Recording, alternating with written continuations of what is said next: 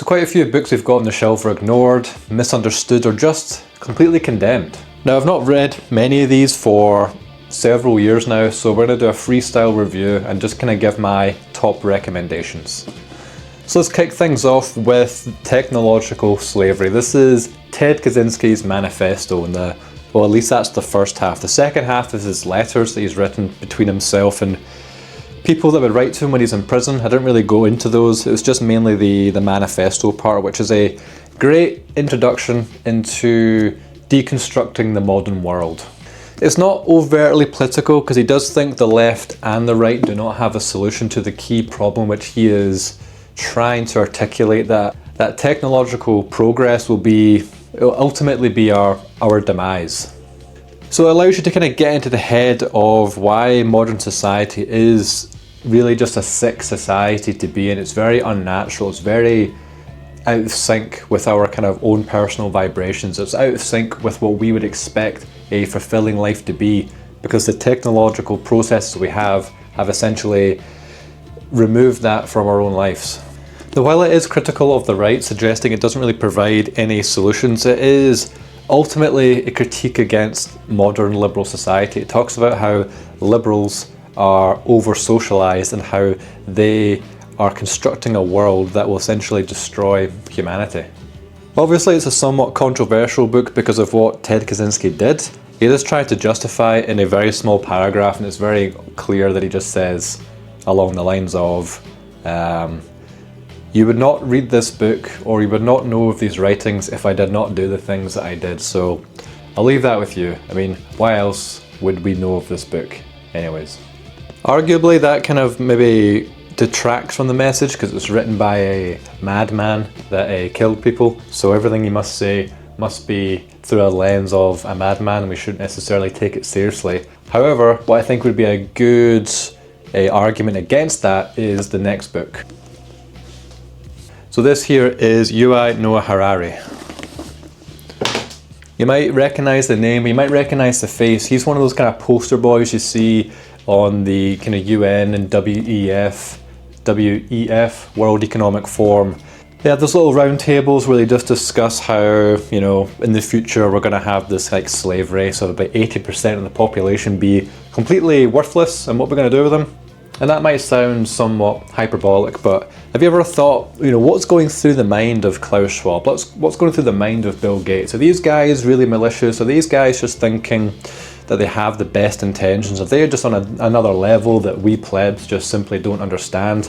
Well, if you consider that this is sort of the poster boy and the template for this way of thinking, if you truly want to get radicalized, just read this sort of shit. Don't read the stuff from the crazy right-wing people or the crazy people that, you know, send pipe bombs to people they don't like. If you want to get radicalized, do not read schizophrenic right-wing babble. Just read normie tier books about science. That is the best way to get yourself really terrified about what's going to happen in the future. This one's called 21 Lessons for the 21st Century. It may as well be called 21 Steps on How to Destroy a Western Civilization. It's framed in that kind of you know, overly pathologized Freudian style of deconstructing everything that is traditional as some sort of mental illness that we have to distill out of people. Otherwise, we're gonna keep doing the same things, guys. You know, war's bad, remember? I think in the past I read that book that you had called Sapiens, and what's the other one? The Homo Deus. So I read these ones kind of one after the other. Like, must be, God, when was that? It must be like 2014 or something, 2015. A long time ago that we read those books. And reading them was kind of interesting. The Sapiens, I was still kind of politically scattered, so it just felt like a very normie tier, easy, you know, surface level analysis of human history. But then Homo Deus was very disturbing. It was, and there is some hints that they go into in this one as well, where he's talking about the interlinking with, you know, human and machine, and how with the population, you know, 80% of the people that are going to be completely worthless in a world of automation and AI. What are we going to do with these essentially worthless people? He just kind of argues a Brave New World scenario of people just linked with drugs and video games as a means to just keep them amused. So it's kind of like prefacing what we already see in society now, with people spending their time doing drugs and playing video games. It's all very well talking about this being the future. I mean, I could write a book talking about how this is going to be the future if we maintain the trajectory of which we're currently on. But then I would turn around and say, this is why it's bad. This is what we can do to stop it. Don't think I'm clever to really articulate that. But that's what I would at least propose I would be writing about. Noah Harari just says, this is what's happening, guys. We're just going to have to deal with it. It's actually going to be really cool. And yeah, just don't worry about it. It's almost desensitizing you to the dystopian future which we're sleepwalking into. So listen, you want to be radicalized, you want to speedrun your radicalization, then I would definitely recommend reading mainstream left-wing scientific books by these Brazilian authors. This is the best way to become pure schizo. Just read their own thoughts. You always wonder what's going on in their own head. You know, they literally write their thoughts down and then they print it and people pay for it. And then you still call you schizo for talking about the things that they say. And just in the realm of schizo territory, I bought this years ago, The Falsification of History by John Hammer. It seems to be just like an encyclopedia of all the kind of like general, say, conspiracy theories you may have come across in the past. So it's more of a novelty book. I just love the cover. Bought it off of Amazon for like 10 quid back in the day, and that's pretty funny. There's even like a chapter on talking about J.K. Rowling.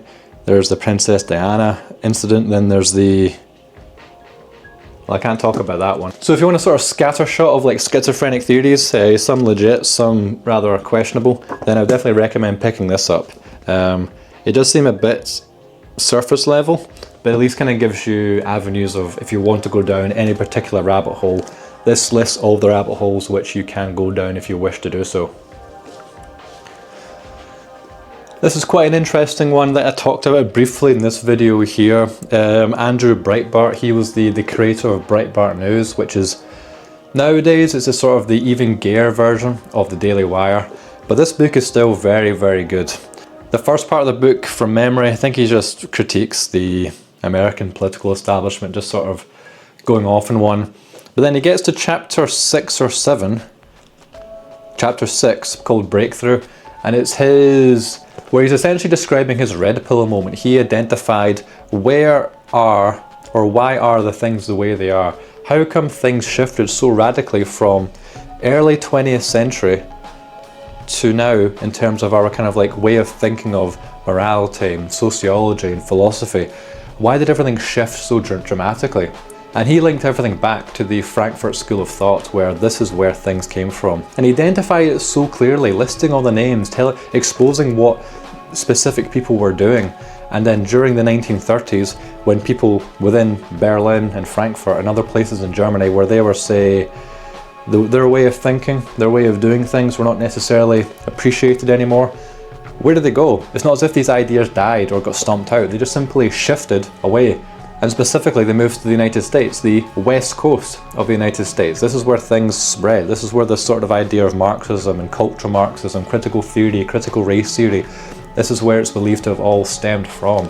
It's really interesting just reading some sort of moment of the penny dropping, this aha, this moment of realization, this piercing through the veil they have of understanding the real reality of things. He doesn't get everything right. He lists all the relative names and the people involved in the Frankfurt School. However, he doesn't really see the connection of what links all these individuals together. But again, he made some good ground and some good steps. I'd definitely very much recommend this. It's a nice fun read. And if you want some excerpts and some detail, watch this video here. It covers in a lot more detail. Speaking of going through someone's journey of understanding and I guess their own kind of red pill experience, this book has a sort of like red... this guy is this Austrian painter. This is the Stalag edition. I bought this one off of Ostara. I think you can still get this book off Amazon, but for some reason there's like lots of different versions with lots of different things taken in and out. But it's about this Austrian painter, which I've not gotten to the end. I'm not really sure how he kind of pulls together all of his ideas initially, but the first third of the book is very good. That's the part that I've read where, you know, he's growing up, he's got this fairly traditional life, he's not very well off, then he moves to Vienna, becomes a painter, looks for work, becomes a failed painter, and you know, he's just looking around in Vienna, I think specifically, and again, it's been a while since I've read this, he just identifies, you know, I don't want to be joining a trade union because these trade union guys are up to no good. They don't really seem like very nice characters. and he's reading the newspaper, and he's thinking, who's writing all this garbage? You know, these people who are creating the newspapers don't really seem all that good. And he looks at what's been produced in the cinema, and he's just looking around, and he's thinking, you know, why are the things they are? Why are the people in charge just letting this happen? Who are these people in charge? And he begins to connect his own dots, where he identifies similar trends that Andrew Brietbart doesn't quite manage to do. And people always say this is a very poorly written book, but I didn't think it was actually that bad. It seemed to kind of write how somebody would be talking in a speech. I had no real comment on it being badly written. I don't know why people say that. I think it's just a way to kind of discourage it, that it's just like, oh, the guy's such an idiot, he doesn't even know how to write a book. You know, it's just a way to kind of dismiss it. I mean, it's alright, I would recommend it. You know, it's good to, you know, just whip out a train or like an airplane or just like a public space, you know, just like read like a nice book, you know what I mean? On a more serious note, there's an author that I very much enjoy, and it's not the easiest to get into. Definitely, each book that I've read of him, I have had to read at least twice, because the language, the style of writing, and just trying to put yourself in the position of which the author's writing from can be quite tricky to wrap your head around, because he doesn't really give any, it's not an easy read. However, that shouldn't necessarily frighten you away from reading Julius Evola. I've got quite a few of the books. This one's the most impenetrable. I got about halfway through this and I just didn't really know what was happening, so I thought this is a goal for another day. This is a great starter one for Julius Evola, Metaphysics of War, Pagan Imperialism. Definitely Metaphysics of War.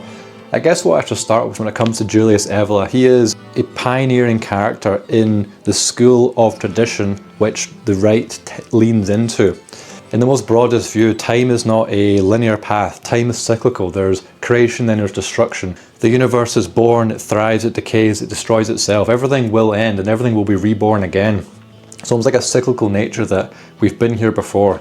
And we see that in civilizations. Every civilization that's ever existed has fallen, and every civilization has started. Ours will be no different. And so trying to put yourself in the frame of mind of a traditionalist, it is quite difficult. I would recommend, please watch, if you're anyway interested in tradition, listen to Jonathan Bowden's speech on Julius Evola here. It is brilliant in trying to position you in the right frame of mind before trying to dive into these books, which may seem somewhat impenetrable, that I think, where maybe I'm just not intelligent enough, but I have had to read each of these twice in order to have an understanding of just what he's trying to say. So again, this is a great one to start with, Metaphysics of War, bought off of that lulu.com. This is another great kind of entry point, Mystery of the Grail. I would recommend this only if you have any kind of broad understanding of the story of the Grail and like the King Arthur legend. Yes, you may know, oh I know what that story is, but no, you have to actually know the story. Otherwise it's going to be even trickier to understand what he's referring to when he's trying to compare things to the story to points he's trying to make. You know, it's not just to be dove into. But if I was to oversimplify this and Metaphysics of War, let's gamify this with our gamer brains, because we're in a gamer world. There's more people that play games than read books. So let's pretend you're playing an MMO, you then go on a quest, you then fight enemies. By doing that, you gain experience. That experience is the external war that you're fighting. You're fighting externally, gaining experience. That experience feeds back into you. You complete the quest, you gain a reward. That's the inner battle you're fighting within yourself. You gain the experience that makes you stronger to then fight the inner battle, the greater holy war within you. That is the ultimate victory. And that's the ultimate driving force of MMOs. So MMOs and Julius Evola's School of Tradition are interlinked that way. So you heard it here first. I've got a few more. I've got a Fascism Viewed from the Right. That's an interesting book. It's his critique about fascism viewed from a right-wing perspective. So rather than kind of left-wing people talking about it, it's interesting to hear critiques from the right of the right. We don't really seem to get as much of that these days. Ride the Tiger, this is regarded as one of his best. Again, I've only read this once, so I do need to reread it again because I got quite a lot of it, but then he has a chapter about how he just hates jazz music and stuff for a while and just kind of lost interest a little bit. Not to say I'm a huge fan of jazz, but I just thought, what the fuck is this guy talking about? However, my general takeaway from it was essentially, you can't really help the age of which you're born into. You must ride the tiger being the world of which you're in. You have to grip it by the reins and like power through with the mindset of a soul of tradition. Otherwise you'll just fade away into obscurity. Otherwise you'll just be part of the machine. You'll be with time instead of fighting against it, if that makes any sort of sense. Because a lot of these books about tradition and looking back at the past and how things were, it's kind of forces you to almost lament for a time of which you had no part of. It's like a lost tradition which you have only a ancestral memory for. But we can't help that. We can't help that we're born today. And so it's your duty to push things forward into the future, because that's the only direction which you're going. So I think that's the main takeaway of saying, it would be born in the year 400 in the Roman Empire. It's like, sorry my man, you're born in the bad time. Yes, you're part of the Roman Empire. Yeah, the Roman Empire is pretty good, but it's not going to last very long, and we can see the way the wind's blowing. Times of Caesar, Sulla, Pompey, sorry, it's over. It's time to get raided by some barbarians, and there's nothing you can do about it. His magnum opus, Revolt Against the Modern World, this is one of my most favourite books. It definitely reshaped my view of history, the world, and just metaphysics in general. It really did cement my view of the sort of cyclical nature of time and progress, and just how the way the modern world is just so distant to the way things could be or should be. I think it's one of the main things I need to kind of take away. If you're like wanting something to read, then if you're in your mid-20s, early 30s, would I recommend you reading any of this stuff? I mean, probably not, because after reading it, it is nice to know this information. It does kind of reshape and reframe your worldview, but you're still the same person. So you may as well read something that is how to make money, how to start a business. Unfortunately, I don't really have any books like that. Well, I do have kind of one which I'll kind of cover briefly, but it's more of a joke. And again, reading this stuff is just going to make you weird. It's just going to make you totally kind of disassociate from modern world. You're sitting at work, people are talking to you about football, and you just don't care about sports ball. It just has no interest to you. And then here you are trying to read, someone trying to make conversation with you, like, oh, that book looks got a cool cover. What's it about? And you just say, oh, it's about just some gay guy, just overcoming bullies. Oh wow, that's really, really special. And then you just have to live in your own bubble forever, alone, with no one understanding what the fuck's going on in your own head. So read this stuff at your own risk. Yeah, I guess the only book that I do have that is of any way how to develop your own personal skills is this one. It's the Self-Leadership, the 1 Minute Manager.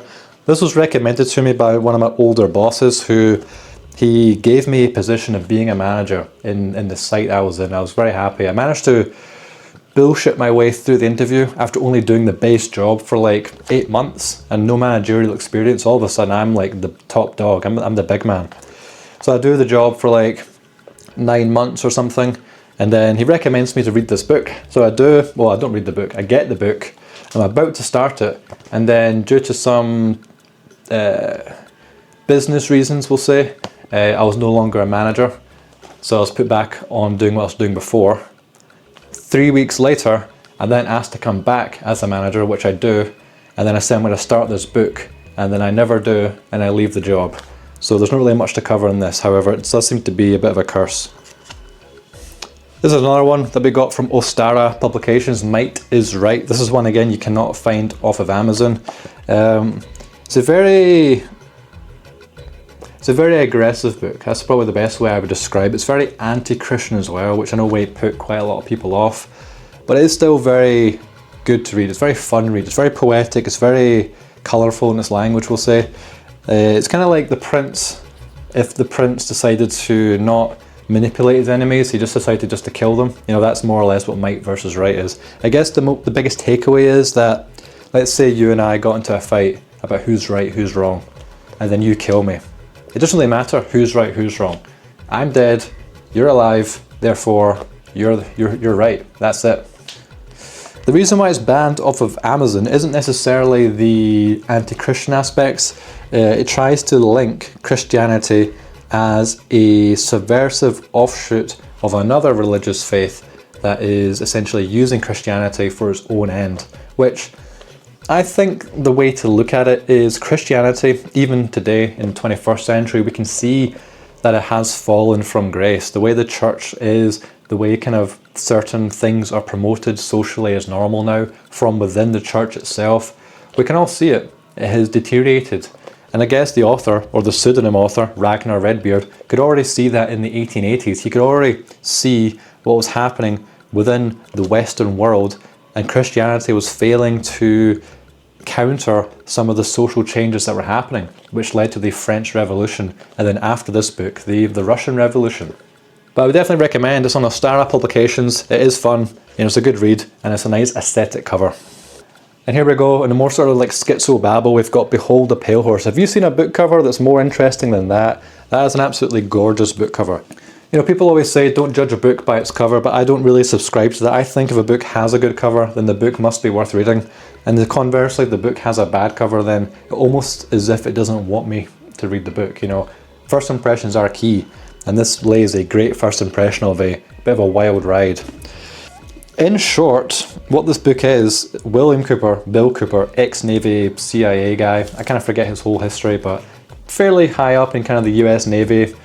He has been fed documents that he sifts through that essentially lead to his conclusion that aliens exist, have been brought to Earth, or have crashed on Earth. And he thinks this hidden technology is going to be the demise of humanity. It's going to be used by the secret government for bad things. I don't really know how else to put it. Never finished the book. It just goes on and on and on.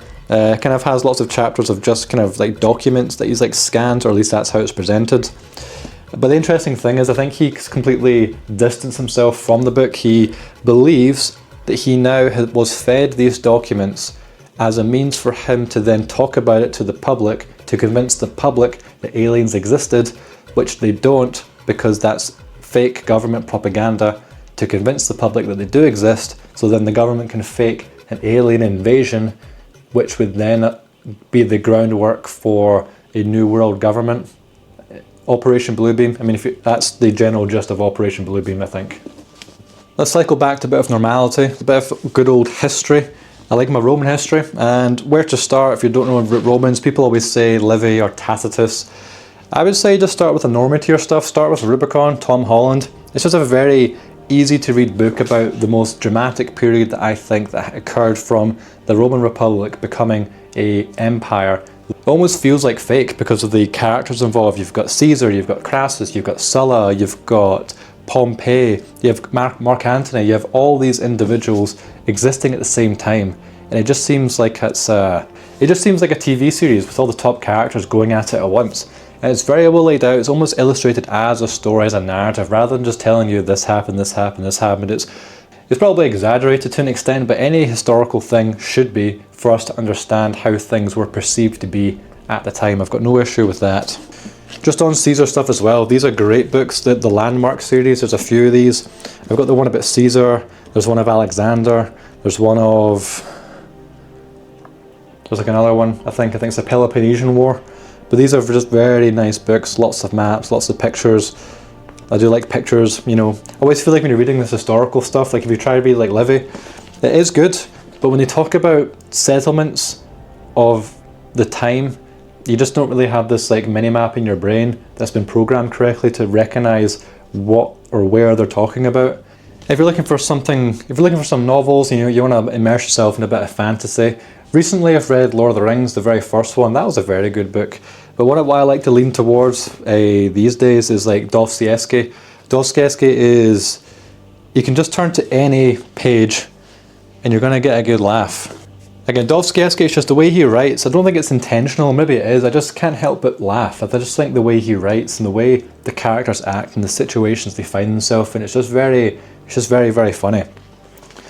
Notes in Underground, I don't know if this is supposed to be a comedic book, but I just laugh all the time. Maybe it's a level of like Schadenfreude I've got, where you're just kind of laughing at the kind of decline and decay of people, where their situation isn't funny in of itself, but it's just still amusing to read in the way in which it's written. Even the very start of this book. I am a sick man, I am a spiteful man, I am an unattractive man, I think there's something wrong with my liver, but I understand damn all about my illness and I can't say for certain which part of me is affected. Now let's see what else that we have here that's worth going into. This is quite a good one actually. Again, kind of controversial to try argue why it's good. The Secret Teachings of All Ages. This is Manly P. Hall, who was like an honorary 33rd degree Mason. I learned his name from watching those Robert Seffer videos, which was about, his work is very good in understanding kind of ancient history, stuff that's been like hidden away from us. kind of esoteric knowledge and teachings. It dabbles into kind of occultism. So there is a level of kind of uncertainty when anything gets into the occult. I'm a big advocate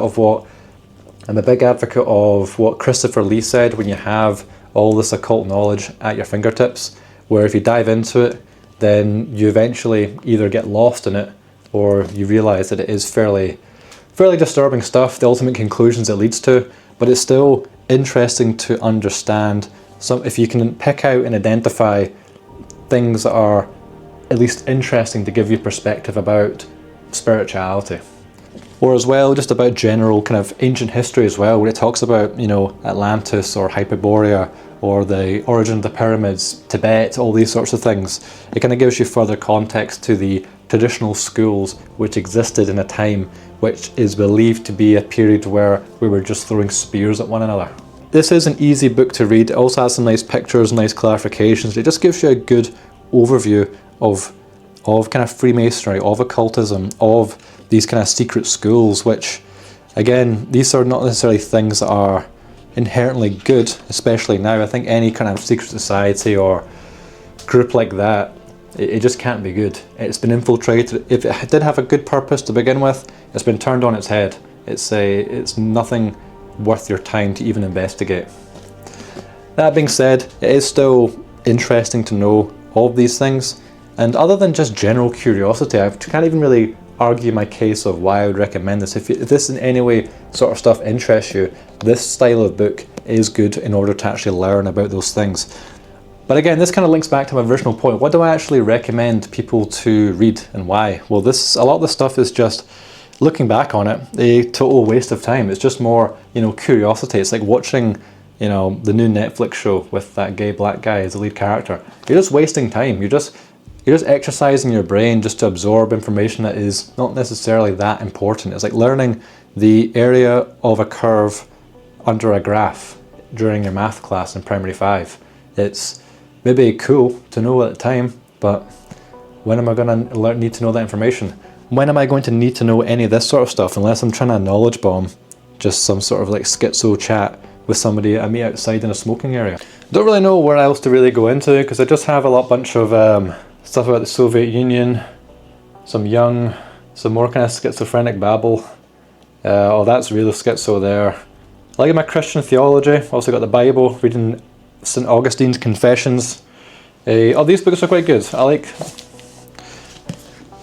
Speaking about ancient history, I like these ones. These are the Graham Hancock books. You've probably seen him about. He's a bit of he does great work. His conclusions are not necessarily going to be, you know, 100% accurate, because he is just kind of like shooting in the dark a lot of the time. But reading I think it was the Fingerprints of the Gods, this really cemented my understanding that ancient history, you know, pre-flood times, pre-ice age, this existed.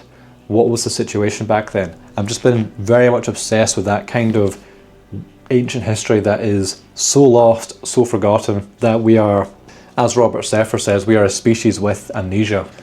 And we'll just end on a book I would recommend and a book I wouldn't recommend. This one I would recommend, The Language of Creation. You ever seen that YouTube channel? Is it Jonathan Pageau? And I forget what it's called, I'll just show it here. So the book is about like an understanding of Genesis in a more kind of clear way, where it's not to be taken as a literal story, and it breaks down the allegory and the symbolism and everything else. It's a good book as a reminder of how powerful symbols are. Symbols are not just a representation of something. Symbols are a way of really telling a story in full of a tradition from a time in which writing may not have even existed.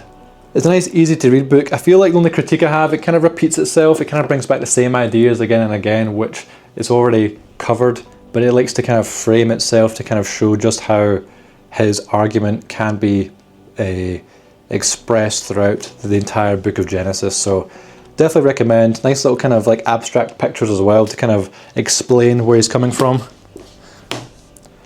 And here we have a book we would not recommend, or maybe I would, it's hard to say. Like, this is an interesting book. I read this back in 2016, 2017, when this was kind of like hot off the press. This was spreading around the kind of right-wing circles. This has been read as a sort of, this is pioneering material for the right wing. This is going to be our new Bible we abide by. And it's interesting, I'll give it that. It's like, kind of reads like a... if Nietzsche was like retarded, I guess. It's like reading the Might is Right book. It's a fun read. There's things to take away from it.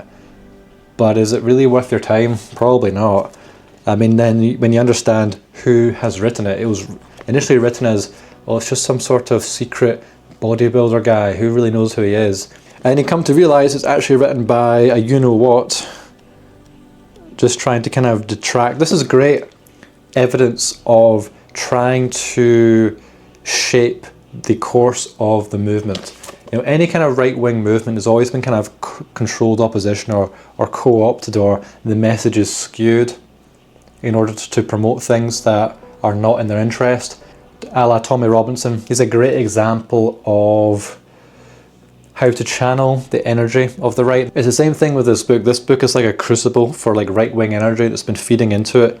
But then what it espouses is, rather than, you know, relationships with your family, your community, building up strength, building up numbers, building your people up, he just essentially argues that you should just become like a pirate, how you should just become like a based Chad pirate that just like kills people as a mercenary.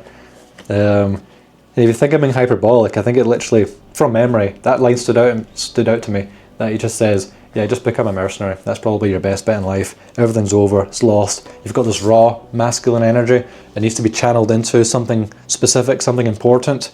How about instead of saving your people or civilization, you just become a based pirate? That's the kind of like bullshit that people on the right do not need to hear anymore. We don't need this kind of like we don't need this kind of like false masculine idea that to be masculine you just have to kill people, or be a barbarian, or be a pirate, or be a cowboy. There's elements that to be taken from these things, but it's just, again, the energy is just channeled in such the wrong direction that you can only frame this book as really sophisticated propaganda.